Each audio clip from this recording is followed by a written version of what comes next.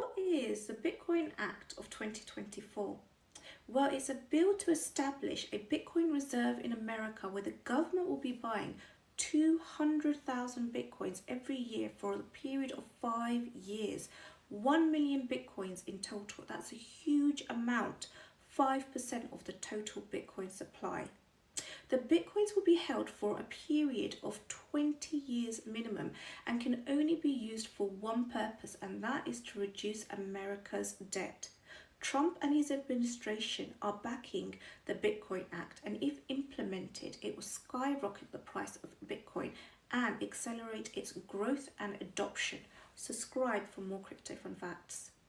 So what are memes? Well, memes are cryptocurrencies that run on blockchain technology that have little or no utility.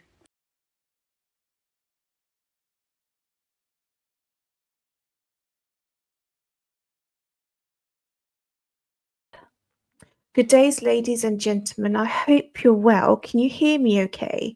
Let me know in the chat if you can hear me okay.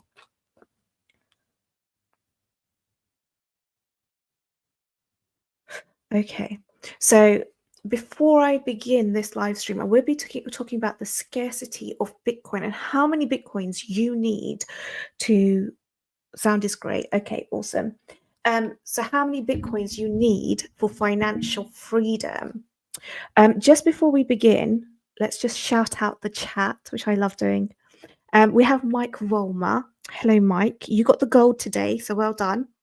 DJ Brian, welcome. Silver today and silver. Silver Days XRP, you got bronze. Welcome to you. Going down the chat because we've been talking. We've got Poman in the house, Chipper in the house. Welcome, welcome.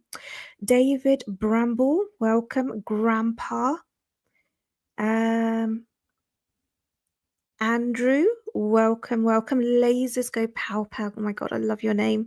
Welcome. JB, welcome. Joe Harvey, welcome. I hope you're all doing really, really well. So on my channel, I do like to do a lot of education into cryptocurrency. Okay, so today we'll be talking about the scarcity of crypto and its fixed supply, which is really, really important. The halving events and how that affects the price of Bitcoin, lost coins, universally accessible cryptocurrency, its scarce ownership, its contrast with fiat inflation, and the demand versus the supply. Now, there are many things in the world that we deem priceless. For example, the first thing that comes to mind is the Mona Lisa painting, which was painted by Leonardo da Vinci. Now, that painting is priceless for a number of reasons. It was painted by Leonardo da Vinci. There's a lot of mystery and beauty about it. But Mona Lisa herself, the lady in the painting, she wasn't nobility, she wasn't a queen, she wasn't from the mobility classes. They think that she was a merchant's wife, yet that painting is universally a symbolic symbol of beauty. Every week it's used in a media campaign, and we consider that to be priceless. If there were 100 Mona Lisas or 1,000 of them, or we could just print them out and there wasn't an actual masterpiece, it wouldn't be considered priceless. Another thing that is very, very expensive, and sometimes some of them are deemed priceless, is diamonds. Now, to get to diamonds, sorry, a couple of people have entered the chat. My chat's frozen. 1 second. To get to diamonds, you have to do a lot of work. Welcome, JR. To get to diamonds, you have to do a lot. And Jesse and Buck. Oh my God, I'm just seeing you all now. I do apologize. To get to diamonds, they're found in mountains. You need to get to diamonds. You need to dig into mountains, you need a lot of speciality, all the rest of it. It's very difficult to get to a diamond. It's very, very precious. If diamonds were found on in rivers or growing on trees like fruit, we wouldn't deem them expensive.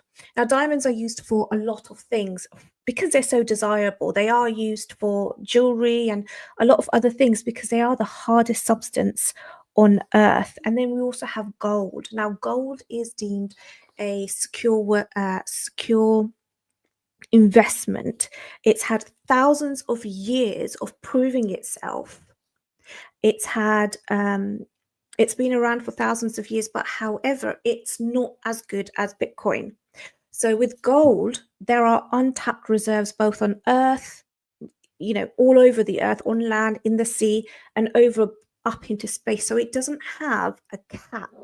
Bitcoin is completely and utterly different. So the first programmable computers came out or were designed in the 1950s. Now, with their design, it was only a matter of time. And even when as a child, I was thinking of the concept of cryptocurrency and Bitcoin without even knowing about it. Welcome, Dave Digital. Why are you grey and not blue? 1 second. I can't. No, I'll turn you blue soon. And you, Postman. So with Bitcoin, the code is already programmed to only have in the code 21 million Bitcoin. That's a hard cap. It can't be changed. It's in the code of Bitcoin, and it's mathematically enforced by the blockchain protocol, making manipulation almost impossible. Back in the days when Bitcoin was a smaller network, there were chances for it to be manipulated. However, Bitcoin is such a large, decentralized, unpermissionless network now that it's almost impossible for it. Well, it is. I would say it's absolutely impossible for it to be hacked or the program to be changed. We will come to hard forks and soft forks later. Welcome, also. Now, in contrast to other things that we have as a proof, as a store of value, such as real estate, and there's a limited supply of real estate, and we know that in the UK, there's only so much you can build because we're an island. In America, which a lot of my viewers are from America, you've got a huge amount of land that you can build on, but it's not the same. In England, we are running out of places where we can build. As of now, over 19.7 million of the Bitcoin that can be mined has already been mined, meaning that there's a tiny amount, something less than 1.3 million Bitcoins left to be mined, and the last Bitcoin will be mined in 2140. So we've got plenty of time, over 100 years, before the last Bitcoin is mined. Now, if we look at how small this cap is, 21 million. I don't know why, or we don't know why Satoshi put in a hard cap of 21 million.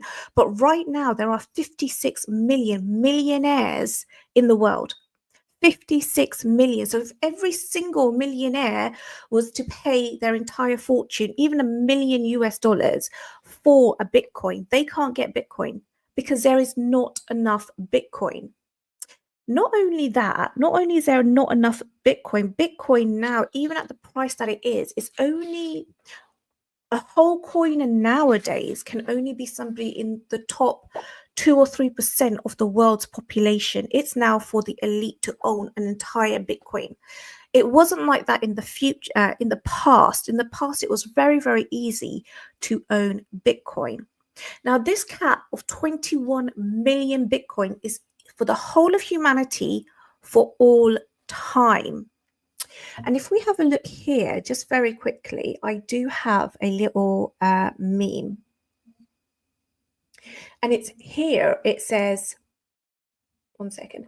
It says Bitcoin miners in the last 2 weeks have mined 6,000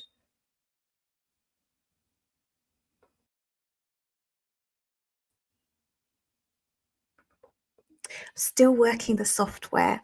Did you guys see that? Let me just do it again. So Bitcoin miners in the last two weeks have mined just over 6,000 Bitcoins. But it also in the same amount of times, and we're just talking about ETFs at the moment. What's that say? 51,000 Bitcoins have been bought by ETFs. The supply of Bitcoin is diminishing, and now it's not a matter of the institutions, etc., or people or retail getting Bitcoin from the miners, because there's not enough. They're not able to produce enough Bitcoin. Who else is Mark Play? Welcome. Mark Dutch, welcome. Not enough people. There's not enough Bitcoin being mined that there is supply. So the demand and the supply is off balance. So where are they going to get the Bitcoin from? These ETFs? Well, obviously they're going to drive up the prices first to incentivize retailers to sell. Now, people who got into Bitcoin a long time ago, if they haven't already sold, they should by now know what the value of Bitcoin is. And I've spoken to a number of Bitcoiners who Bulldog, well done. Sorry, welcome. Welcome. I've spoken to a number of Bitcoiners now who bought in years ago. A gentleman who had 44 Bitcoin, another gentleman who had 61 or 64 Bitcoin. They're now to the point that they're not going to be selling their Bitcoins. But it's not just retail who's after this supply of Bitcoin. It's institutions, and institutions now are coming for your Bitcoin. They're coming for Bitcoin. So public companies like Strategy, BlackRock, Fidelity are stockpiling Bitcoin. They can see the value in Bitcoin and how much Bitcoin will appreciate in the future. And when they buy, they're not going to sell. These companies have a lot of money, a tiny amount that they're putting aside to Bitcoin. And we're now competing with millionaires to get Bitcoin. We are now competing with million and billionaires and institutions and companies for Bitcoin. It's not just institutions that are coming for Bitcoin. We've all heard of the Bitcoin Strategic Reserve that America has put forward. But back in 2018, Iran and Russia were buying Bitcoin. Countries are now coming for Bitcoin. So now we're competing for this tiny supply of 21 million Bitcoin with the likes of BlackRock, the United and America, the United States, with the biggest players in the world. We're now competing with them. People are already priced out of Bitcoin. Like I said, only the top couple of percentage in the world of wealth, people holding wealth, so basically in the developed countries, will from now be able to buy Bitcoin. And already from this 21 million hard cap of Bitcoin, at least 3 to 4 million Bitcoins have already been lost. We've all heard of the gentleman who, or most of us, because he is British. Welcome, Coin Mindset. How are you? We've all heard of the British man who lost his Bitcoin in a rubbish tip in the UK, and he's fighting the council because he wants to get it something like 6,000 Bitcoins he has on that. At some point, they will be digging up that landfill and finding those Bitcoins when the Bitcoin price appreciates. Nobody's going to keep Bitcoin. Nobody's going to keep Bitcoin, in a landfill for too long.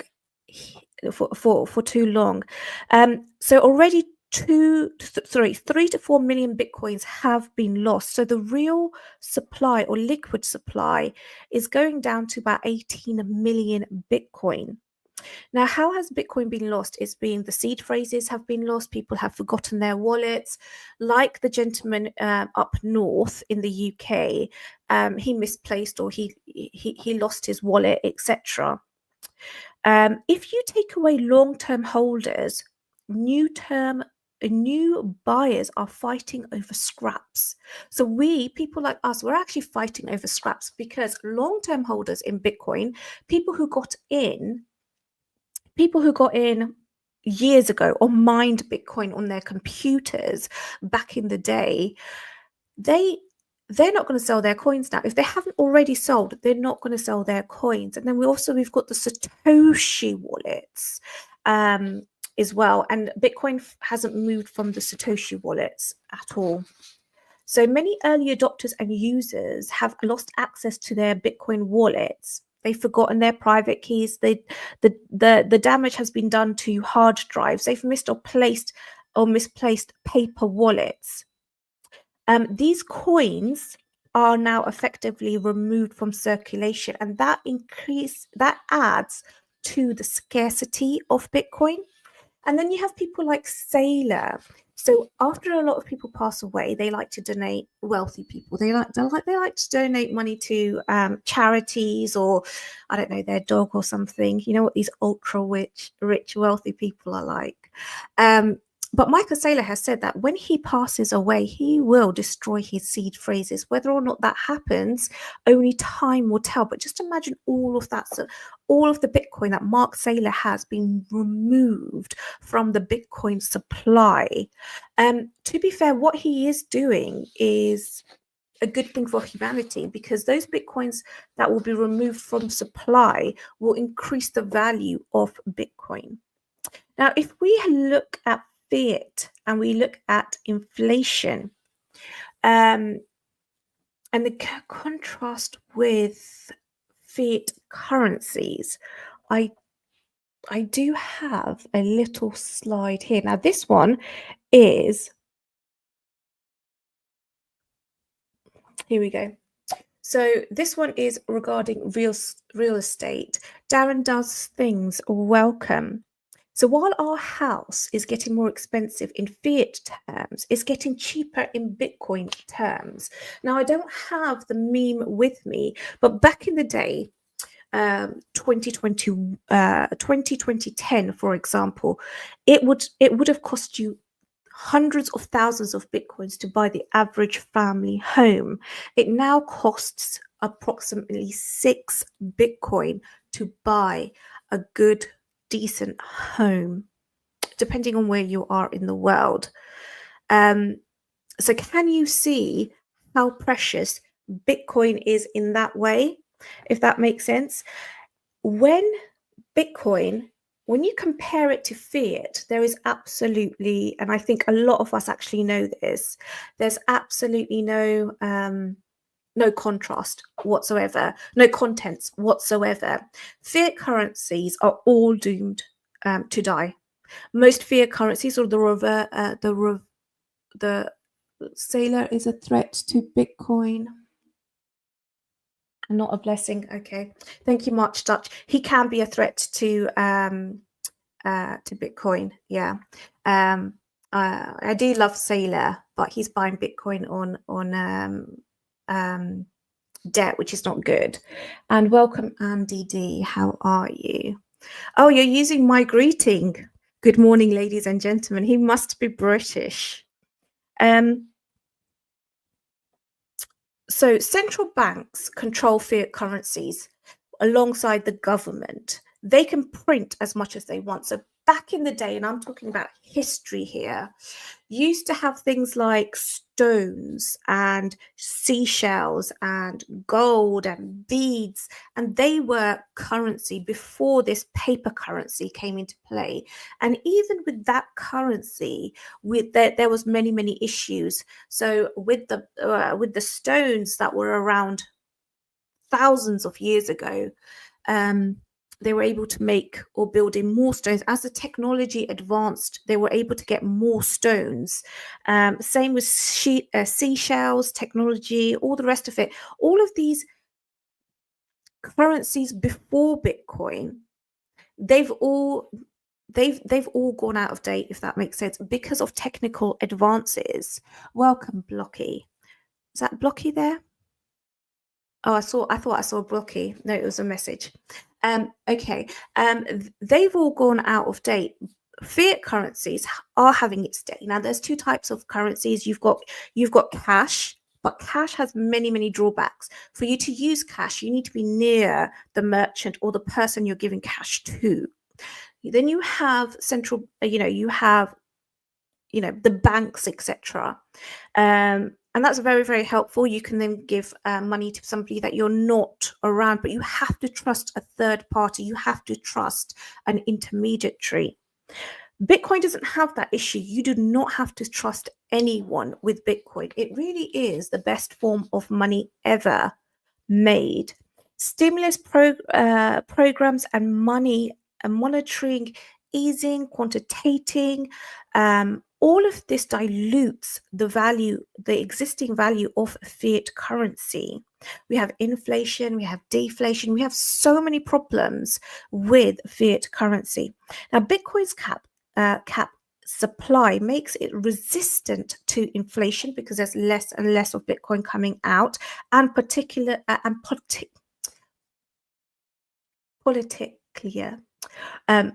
manipulation. I can't say that word. I do apologize. You know what I mean, like politics, politically.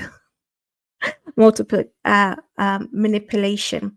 This makes Bitcoin attractive to investors as digital gold or hedge against currency devaluation. But there's a massive issue there's massive difference between gold and Bitcoin.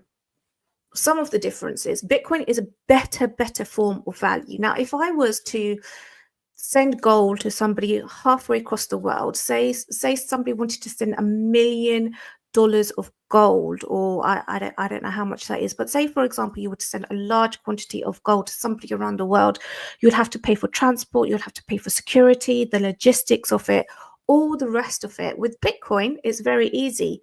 You just need to know your seed phrase, your wallet address. You can just sign your signature and you can send the money over.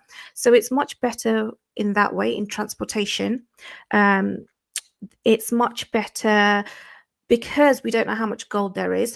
There's a lot of gold under the oceans, in space. Once gold gets expensive enough, people will be going into space or going under the ocean to try to mine more gold. There's so many things. With gold can be confiscated. Bitcoin, if somebody comes to you and they said, well, give us all your Bitcoin, well, you could say, well, I lost my seed phrase, or I forgot my seed phrase, or my hardware wallet. I had a boating accident and I lost my hardware wallet, etc. So Bitcoin is far better. Now, obviously, we all know what's happening in Palestine. If I was in Palestine, I would personally rather have a hard wallet with Bitcoin on it rather than, any other form of wealth. In times of crisis, Bitcoin is the best thing to hold, because technically you just need to know the seed phrase in your head, and that's literally just about it. It's limited in supply, but so many people and countries and institutions want it. The demand is there. But the number of people wanting to buy Bitcoin is growing, but the supply is getting less and less. The supply can't keep up with the growth, and it's a rare item. That's why the price of Bitcoin is going up, and it's one of the reasons people think Bitcoin is a good way to save your money. I will talk about the halving event very quickly before we end today's live stream. We're only doing about half an hour. So with the halving event, this is one of the ways that Bitcoin becomes more and more scarce. So the halving event happens every 4 years. It's the only solid structure in the Bitcoin halving. It reduces the supply by half. So back in 2012, for every block that was mined, you would get, or a miner would get, 50 Bitcoin for that. So the rate of circulation declines over time. In 2029, it was 50 Bitcoin per block. In 2012, it was 25. In 2016, it was cut in half, 14. Then in 2020, it was 6. And last year, in 2024, you now get 3 Bitcoin per every block mined. And when I say mined, so when somebody says Bitcoin mining, it's the same. It actually got its way. It's actually got its. Oh, hello, Taylor. How are you? It actually got its name for mining gold. So it's the same sort of thing. You mine gold to get gold, and with Bitcoin, computers mine Bitcoin. It's called you mine Bitcoin. So computers have to solve increasingly complex mathematical equations, and the computer that's able to solve this this equation is rewarded with a Bitcoin. And the blocks. There was a massive. The blocks are 1 MB. Now, there's a massive thing which we can talk about later about big blockers and small blockers, because people do say, Bitcoin has a flaw, and the flaw is that Bitcoin is not mined fast enough. Bitcoin transactions are not processed fast enough, and therefore, there's a flaw in it. I can't go and buy coffee with my Bitcoin. There's no flaw in Bitcoin. Bitcoin is not a payments solution. It's a monetary solution. So no, I don't think there's any flaw. There is no flaw in Bitcoin in that way. We will probably talk about big blockers and small blockers and the massive issue that they had back in the day. Welcome, Beta Block bot. Is that just a bot? How did that bot get in here? I've got no idea. That will be it for today. I had to keep it really short. Well, I'm going to keep it short, literally, because I did have a guest that was going to come on today, but yesterday they told me that they couldn't come on, so I had to do something very, very quickly. Thank you all for coming here. I'm just having a look at the comments.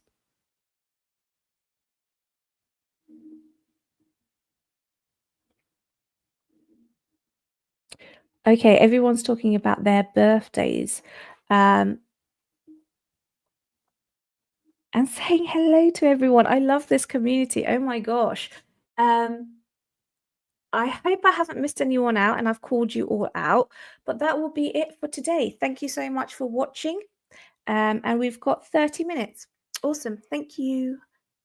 Bye. Oh, just very quickly, just before I go, on Thursday, we've got a a premiere of Believe's crypto story. So for those people who don't know, Believes was quite close to Ben Armstrong, and he has given us a lot of alpha when it comes to the rug pull of Bencoin and who actually did it, because there has now been an arrest. So I'll see you all for that.